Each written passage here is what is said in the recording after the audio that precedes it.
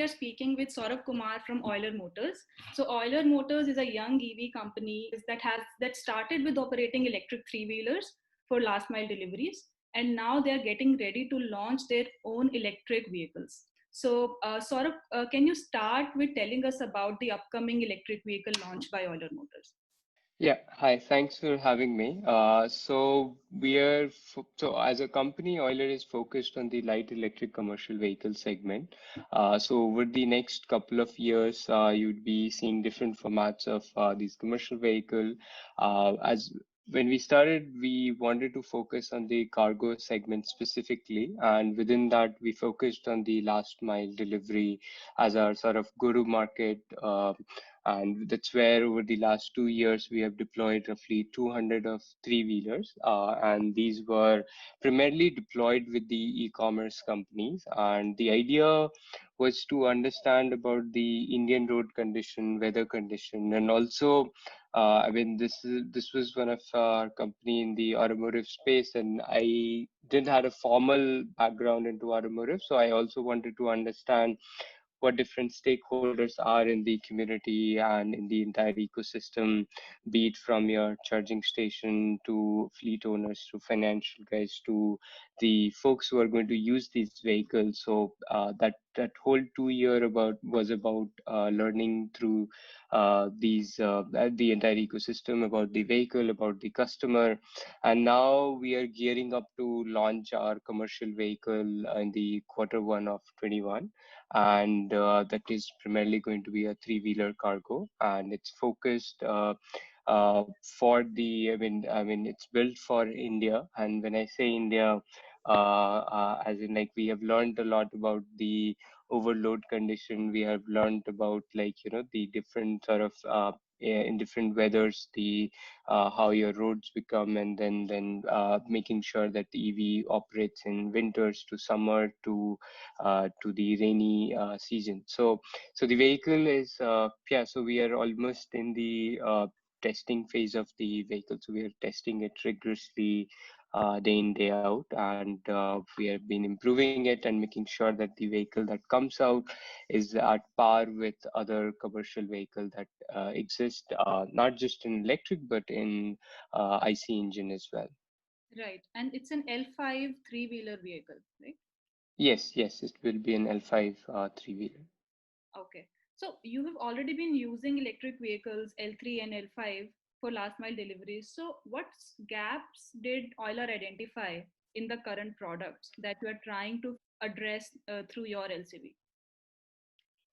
Okay, so I'll take that a step back and say not just through the LCV but also our approach, right? So one of the things that when we looked at the entire sort of EV adoption of India, and so in 2018 when we started, we were looking at like why India hasn't why electric vehicle is not as, let's just say, prevalent as it's there in other parts of the world, be it Norway or US or China for that matter, right? Where the EVs have already taken significant leap. And we were looking at that, and while our intention was to be in OEM, we looked at the ecosystem and we found that one of the things that is often required is to alleviate the anxiety your end customers are going to have in case of, let's just say, where will they charge the vehicle, where will where is going to be the mechanics, who's going to be servicing the vehicle. So all of that thing. So vehicle is one part, which is, of course, we'll talk in detail about the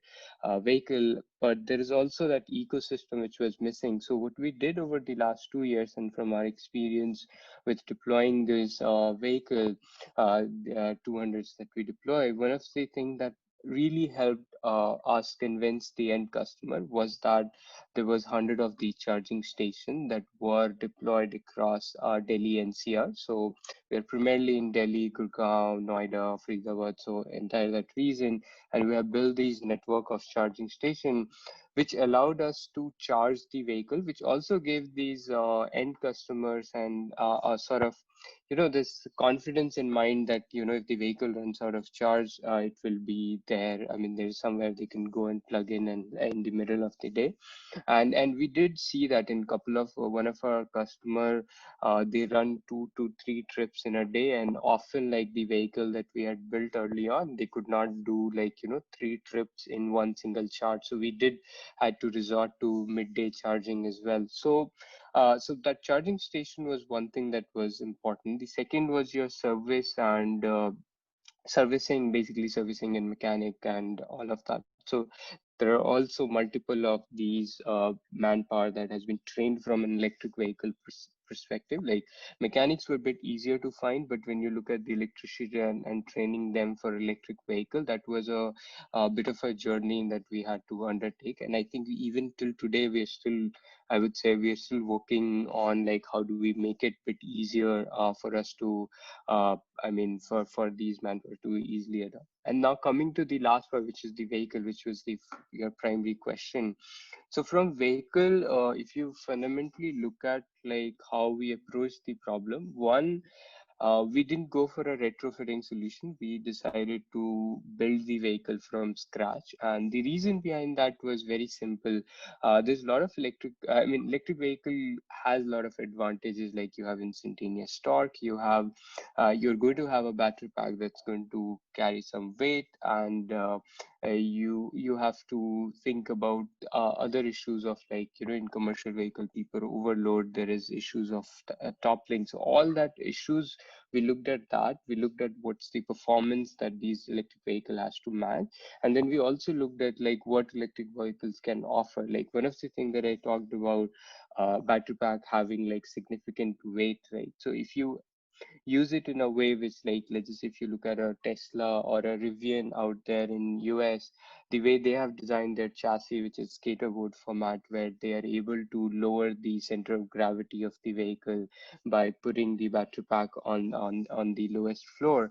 So we wanted to see if some of those technology can be possible for a L5 in India. So to to be able to build something like that, we had to get out of the box. We had to reimagine like what a three-wheeler would look like.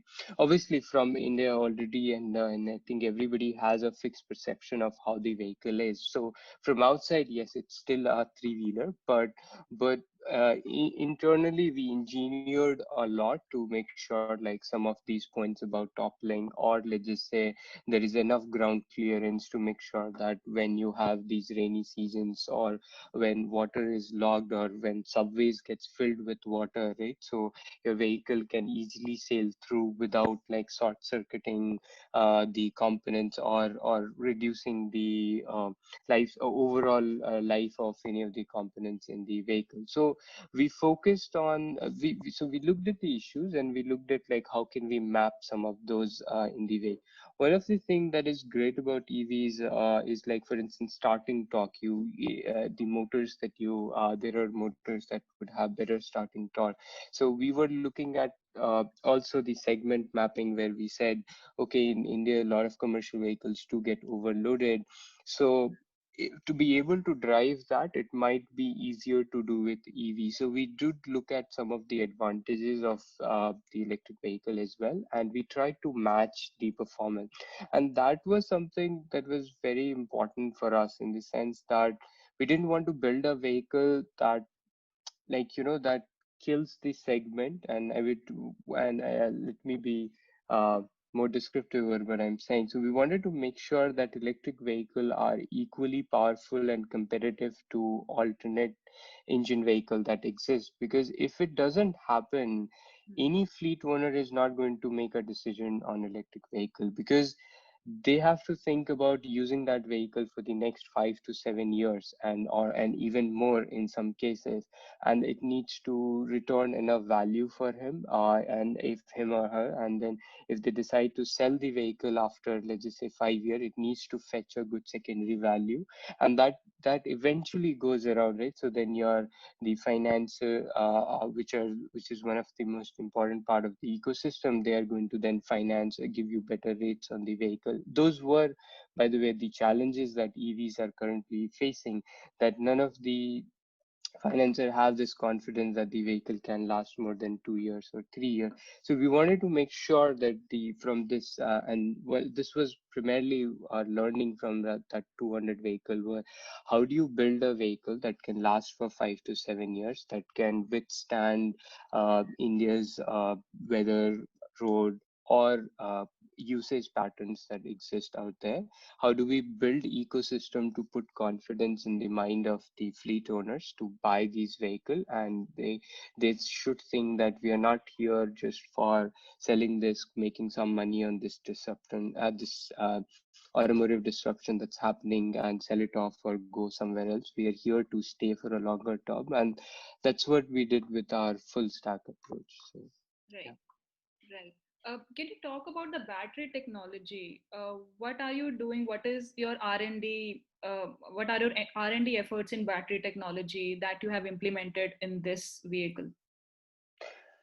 Okay, so battery was one of the first thing that we realized we have to solve. That was because when we started, there weren't very good batteries. We did work with a lot of companies out there, and we again going back to the usage patterns, right? So let's just say if a vehicle, when you get it certified, let's just say it says the GVW of the vehicle is 900 or 1000 kg, let's just say, and then your curve weight of vehicle is roughly around 500 600 kg. That typically means that 400 to 500 kgs is what you are going to be putting in the vehicle and you're going to run. But in reality, when those vehicles are running on ground, people would overload it to 700, 800, 900 kg. So when you have that much of payload and the vehicle is running, so that your average current draws from the vehicles are much higher than what you are initially got the vehicle certified for.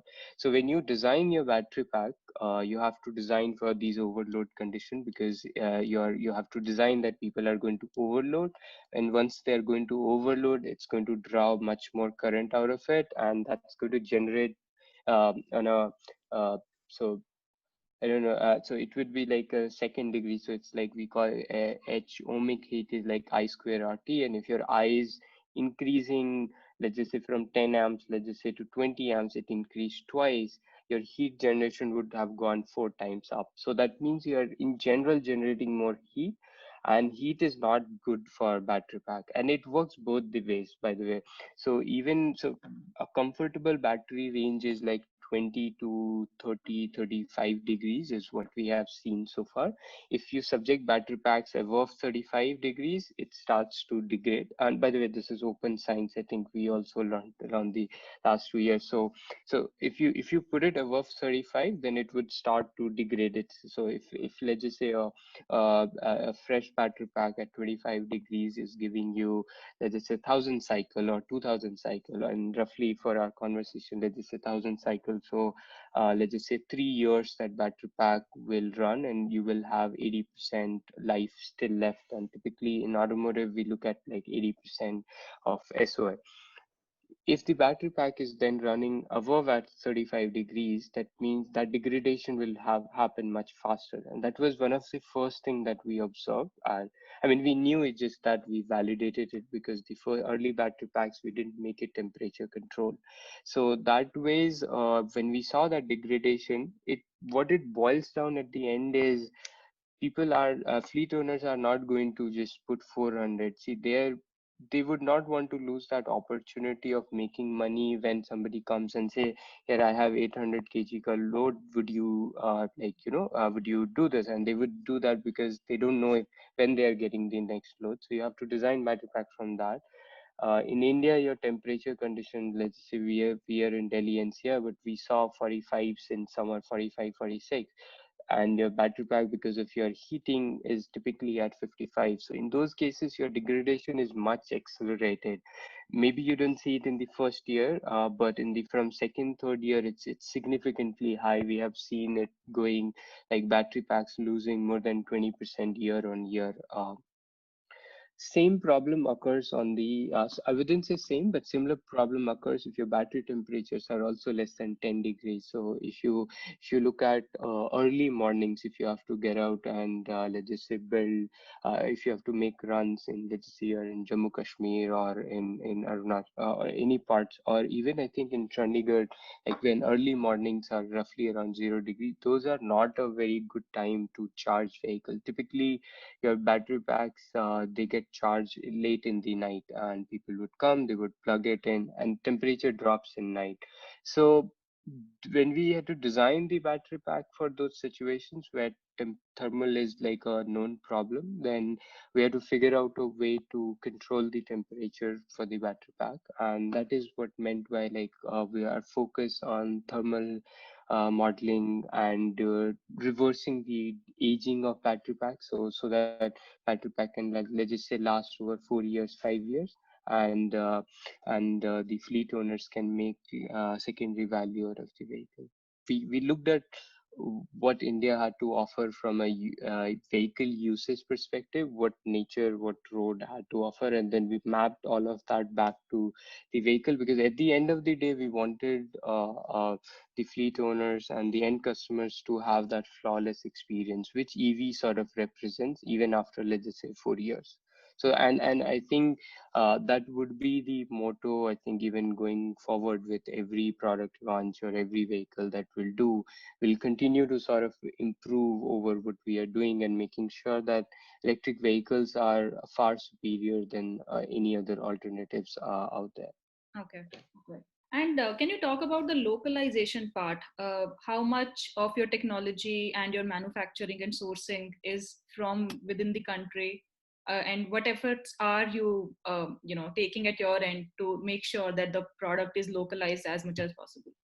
I think if you take out the cell out of the vehicle, right, then 80 to 85% of the vehicle is already Indianized and localized. And one of the things that I'll tell you over there, we were a bit lucky because in three-wheelers, especially, India is one of the largest producer of three-wheeler and exporter globally. So you have a lot of like suppliers in India who can do the entire sheet metal to plastics to getting the entire vehicle design. I think electronics, powertrain, and battery pack were the three areas where we have been struggling over the last 2 years. But that also we have been able to get to, I think, a significant portion. We have already started designing and developing in India, and we are very, very certain that by end of next year we would have touched 90 to 94% sort of localization window.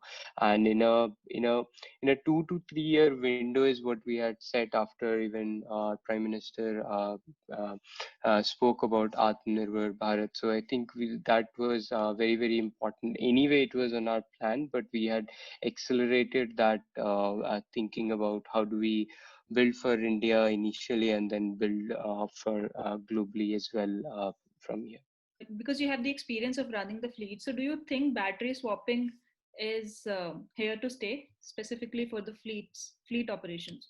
Our stand here is, and I had spoken about it in past as well. So I think India would have both your battery swapping and fixed charging. Both of them will exist. Our I would say focus, and we are a bit tilted toward battery fixed charging, and we feel that that is the way to go forward. And the reason we believe that is, see, today we have seen that folks don't run vehicle more than, let's just say, 100 kilometers in a day.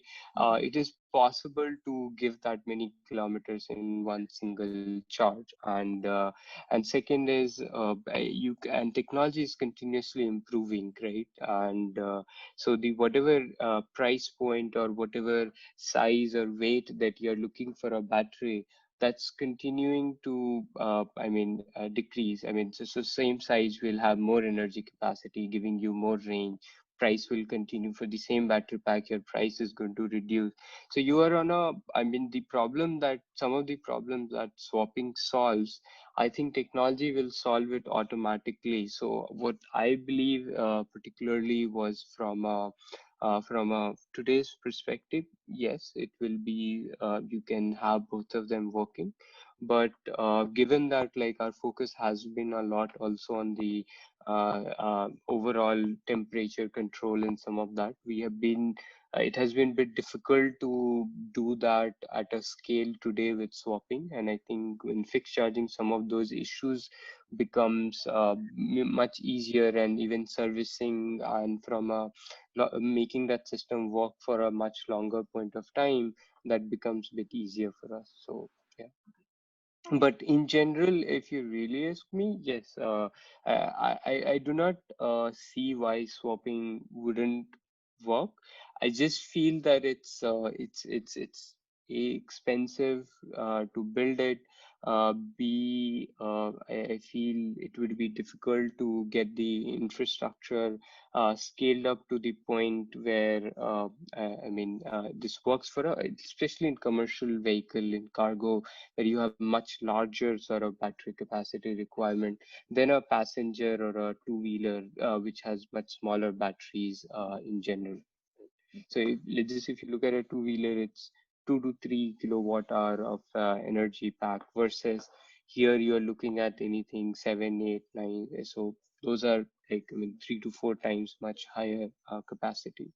Okay. Globally, Rivian and other companies, they're making four-wheeler vehicles for deliveries, middle mile, last mile. But India, we don't see that. Even if we are seeing some four-wheeler for electric four-wheeler for commercial use, they are retrofitted Tata Ace vehicles and so on. So is this just the cost thing that is stopping us from moving to four-wheeler commercial vehicles in electric vehicles?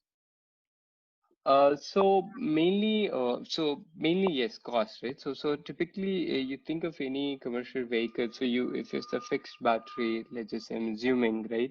So your kilowatt hour for even if you put a four-wheeler out there, it would be 20-25 kilowatt hour battery pack. And if you are anywhere close to so that would in itself will mean like something like 5 to 6 lakhs in like, even if somebody wants to build it, depending on which cell. So it could be even a bit less, maybe around 4 to 6. And but then if you put the entire vehicle, everything around it, the cost will go to anything between 7 to 10 lakhs. Versus if you look at the traditional IC engine four-wheelers that's out there in that segment, it will be at 5 lakhs. So your delta would go anywhere from 2 lakhs to 4 to lakhs, depending on how many kilometer you want to target on single charge, to payload capacity, like are you rating it for 700 to 1000 kg, or but your rating is again one thing, but the customer profile, right? I mean, will you be allowing customers to take 1500 kg tomorrow, and will it still be able to give that? So if you think all of that, then that 4 lakh upfront typically means, like, he could have that fleet owner could have bought another vehicle in that price point, right? And made more money today. And there is that certainty also with the IC engine vehicle, because it has been running for like 2 decades, and people have seen them running, making money, and fleet owners sort of growing. So you're basically asking fleet owners to shift to new age electric vehicle and telling them this is going to cost 1.5x to 2x more. And then you're also telling them, hey, by the way, this is still early. I don't know where charging stations, some of so those are actually the apprehensions, right? But what I believe is your all the points that I mentioned, all of them are on a declining trend. Your cell cost is coming down, so your battery pack prices are coming down. So that means your parity would start reducing with BS4 now shifting to BS6. Your the purchase value of IC engine vehicle has also gone up, so that parity has also come down. So the case for an electric vehicle four-wheeler is going to come sooner than we will realize. But yeah, but I still see that it will be 1 to 2 years before some of the four-wheeler cargo would take off. And it was also one of that reason why we started with a three-wheeler cargo, primarily because you don't want that parity to be super, super high. And especially think like 2 years back when the cost of cells were even much higher. Yesterday only, I think I was reading a report where said that cell prices are coming around 100 to $100 per kilowatt hour now. So I think if this continues, then 2022, 23 is going to be a good sort of time to look out for from like some of those parity would start making sense.